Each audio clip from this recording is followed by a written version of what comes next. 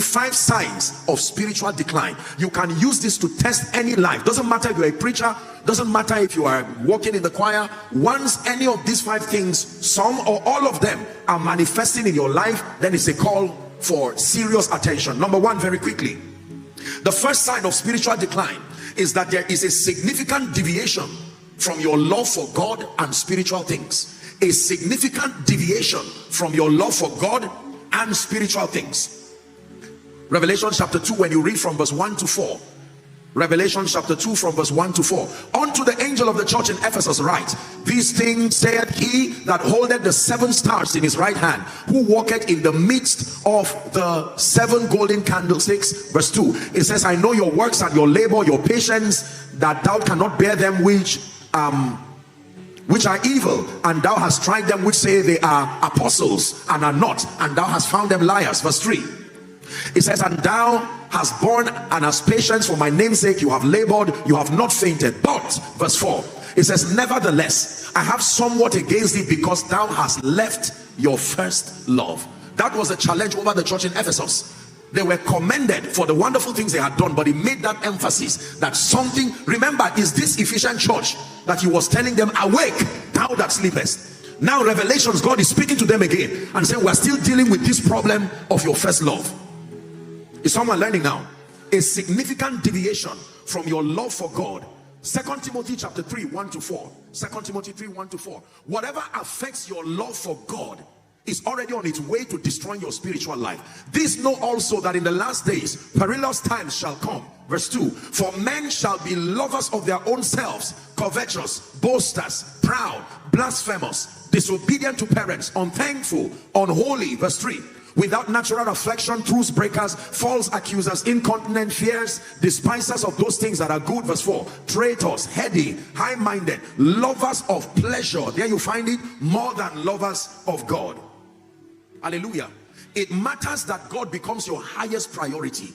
Ladies and gentlemen, the character of God in dealing with men is that anything that you exalt above him is considered your God and is considered an idol. Are we together? It's not enough to say God is in your life. His position matters. He can be in your life as number 35, number 36. He's there.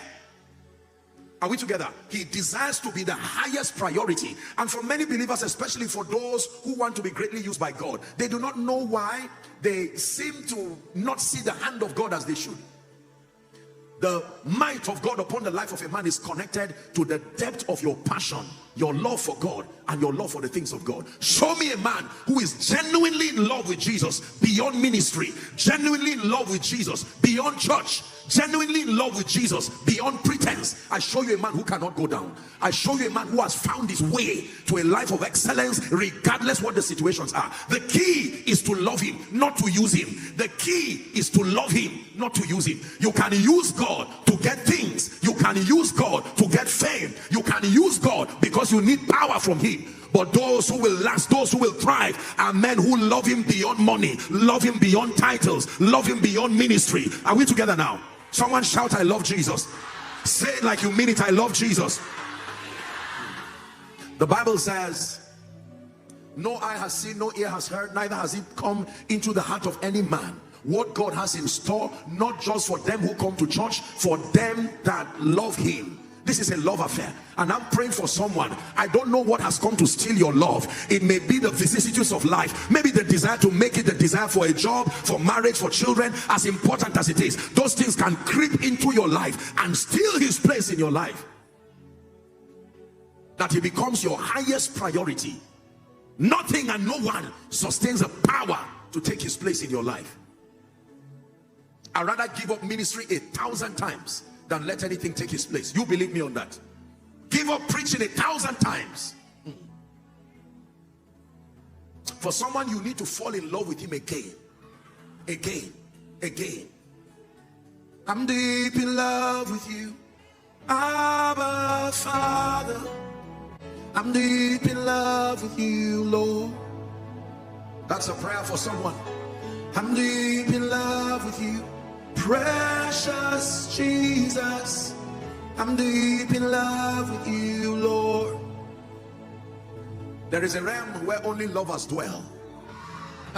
There is a realm that is beyond just church.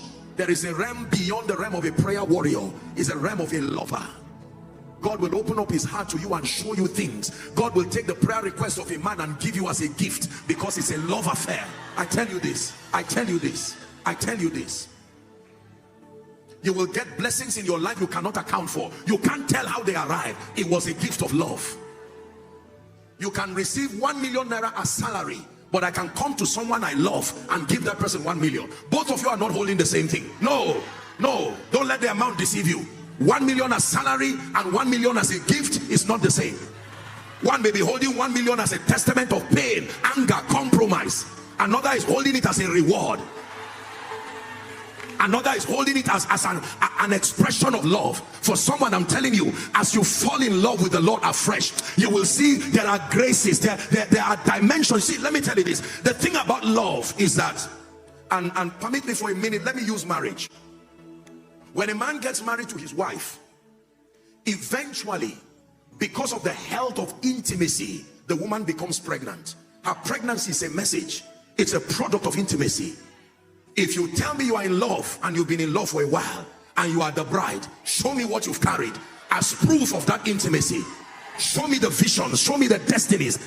Are we together now? Yeah. The child that is born from the man and the woman has what belongs to the man and has what belongs to the woman. Are we together now? There are things that should have come out from you as proof that you have been with him genuinely. I pray for you. I don't know what has stolen your passion. I came here in the name of Jesus, standing in faith with your pastor. Oh, let a fresh passion for Jesus, let it rest upon you. Let it rest upon you. Let it rest upon you, that he becomes your everything in the name of Jesus. Please be seated. The second sign, very quickly, of a spiritual decline. Are you ready? Progressive growth of self. The progressive growth of self, to the degree to which self is growing in you, is a sign that you are dying spiritually. Self, or self-centeredness as you call it. Let me tell you this. One of the implications of having a healthy relationship with Jesus is that self dies. It doesn't matter how long it's been. If it's the God of the Bible you encounter, self dies. You begin to live beyond yourself. It's not all about what I want. Here's the language of spiritual men. Nevertheless, not my will, but yours be done. I see that you claim to have an encounter with God, but self is still alive and self is growing. No. The progressive growth of self is a major indication of a spiritual decline. I'll give you number 3 quickly. What's the third sign of a spiritual decline? Consistent, ever increasing compromise of your values and godly standards. Consistent, ever increasing compromise of your values and your godly standards. When there is a consistent, ever increasing compromise of your values and your godly standards, and you're not convicted afterwards, it's a sign that you need help quickly. Who is learning now? It is true. It is true. Number 4, a decline in your spiritual convictions. A decline in your spiritual convictions, meaning you are no longer sure of what you once believed. 1 Timothy 4 and verse 1. A sign of a spiritual decline. In addition to a compromise of your values and your standards, you get to a point where you are not even sure what you believe again. The Bible says, now the Spirit speaketh expressly that in the latter time some shall depart from the faith and shall give heed to seducing spirits and doctrines of demons. They shall depart from the faith. So you find out that today people believe in prayer, for instance, and by next week, have you seen people fight the things they once believed? Today they love prayer. By tomorrow they don't only hate prayer, they hate everyone who prays. Today they love the word of God. By tomorrow they say, leave that thing, we did it before, we did it, if it's confession, we did it. Once you find people speak like that, they may not be wrong, but it's a sign of spiritual decline. Like you go to a doctor and they measure your vitals and they can tell you something is wrong. Even if you feel healthy, they tell you you are dying, something is wrong. Are we together? When spiritual things look like nonsense to you, it's a sign that you are going down spiritually. The confession of the word, fasting, prayer, and so on and so forth. Let me give you number 5 very quickly. Apologies that I'm having to just rush. Number 5, the 5th sign of spiritual decline is a decline in your passion for the house of God. Your decline Decline in your passion for the house of God. Hallelujah. Psalm 122 verse 1. Psalm 122 and verse 1. I was glad when they said unto me, let us go. Let us go. By the time you stop being glad when they tell you let us go to the house of the Lord, it's a sign of an attack, a real attack on your life. Hallelujah. There are things that only happen when you are in the assembly of God's people. No matter how healthy you are spiritually, in isolation there is a limit to which you can rise. Are we together now? The Bible says in Psalm 133, how good and how pleasant it is when brethren dwell together in unity. He said it is like the oil that comes from the head of Aaron, you know, the priest, to his garment, his skirt. The Bible says, for there the Lord hath commanded the blessing, even life forevermore. Passion for the house of God. There are people who don't care. They come to church or they don't. It doesn't really affect them. It's a sign of a spiritual decline. Viewers, thank you for watching. Don't forget to like, share and subscribe as a way of encouraging us to do more. Your growth and maturity is our top priority, and we are ready to serve you all in the best way possible.